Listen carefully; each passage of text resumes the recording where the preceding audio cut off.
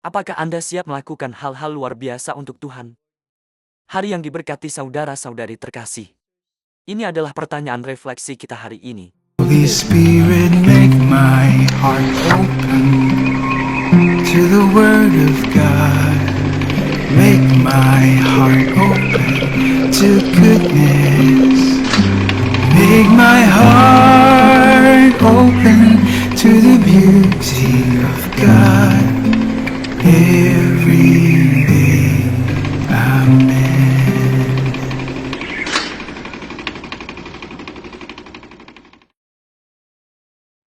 Juan Diego, seorang pribumi yang hidup sederhana, sedang dalam perjalanan menerima pengajaran katekese.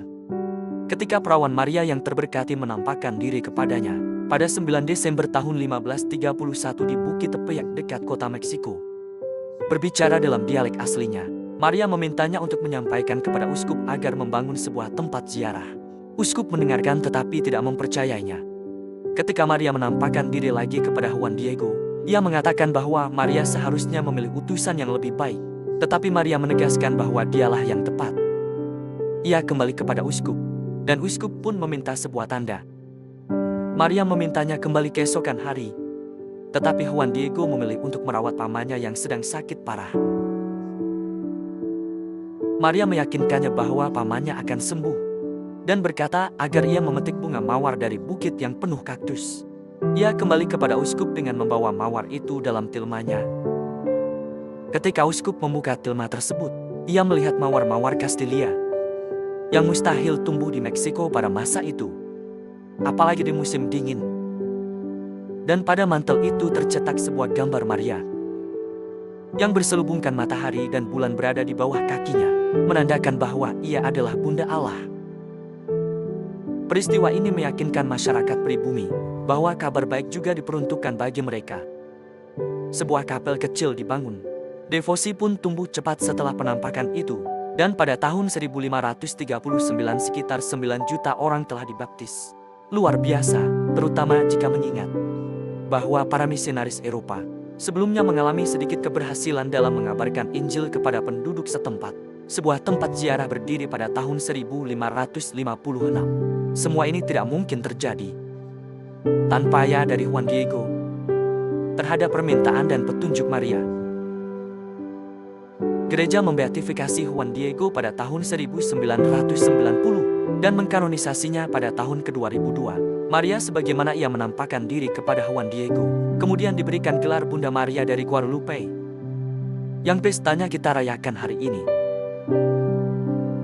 Injil hari ini dari Lukas bab 1, ayat 26-38, menceritakan kisah kabar sukacita ketika malaikat Gabriel menampakkan diri kepada perawan Maria untuk memberitahukan bahwa ia akan mengandung dan melahirkan Yesus, Putra Allah, melalui kuasa Roh Kudus. Maria menanggapinya dengan kerendahan hati, berkata, "Sesungguhnya aku ini hamba Tuhan, jadilah padaku menurut perkataanmu." Peristiwa ini menandai inkarnasi Allah saat Dia menjadi manusia dan memulai karya keselamatan umat manusia yang dimulai dengannya Maria yang penuh iman. Maria dan Santo Juan Diego menjadi teladan iman karena dengan sukarela menyerahkan kehendak mereka pada rencana Allah. Mereka menunjukkan bahwa Allah sering memilih orang biasa untuk melakukan tugas yang luar biasa. Allah memberdayakan orang-orang sederhana seperti para gembala, nelayan, atau petani dengan kekuatan dan tujuannya, menunjukkan bahwa kuasanya tidak dibatasi oleh kemampuan manusia, tetapi oleh kebersediaan manusia untuk taat. Melalui kerendahan hati, ketaatan, dan kepercayaan, orang biasa dapat menjadi alat Tuhan bagi peristiwa-peristiwa besar yang mengubah dunia.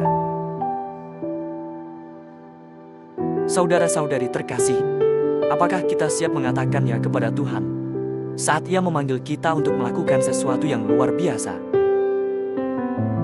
Dengan sifat manusiawi kita, seperti Maria dan Juan Diego, kita mungkin perlu berhenti sejenak dan mempertanyakan kelayakan kita. Namun, Tuhan tidak mengharapkan kesempurnaan atau kesiapan penuh. Dia hanya memanggil mereka yang bersedia mengikutinya. Menanggapi panggilan Tuhan itu penting. Kita hanya perlu percaya dan taat, walaupun merasa ragu atau tidak layak. Hari ini Tuhan mengulangi kata-kata yang sama yang diucapkan Maria kepada Juan Diego ketika ia menenangkannya. Bukankah aku di sini, aku yang adalah ibumu? Bukankah engkau berada di bawah bayang-bayang dan perlindunganku? Bukankah aku sumber sukacitamu? Tidakkah engkau berada dalam lekukan mantelku, dalam pelukan tanganku? Perlukah engkau sesuatu yang lain? Jangan biarkan apapun membuatmu khawatir atau gelisah. Mari kita berdoa dalam nama Bapa dan Putra dan Roh Kudus. Amin. Bapa, terima kasih karena Engkau terus mengingatkan kami bahwa tidak ada yang lebih kami butuhkan selain kehadiran-Mu di sisi kami. Anugerahkan agar kami dapat hidup dalam pelayanan yang rendah hati, taat pada panggilan-Mu, dan percaya sepenuhnya pada pemeliharaan-Mu. Amin.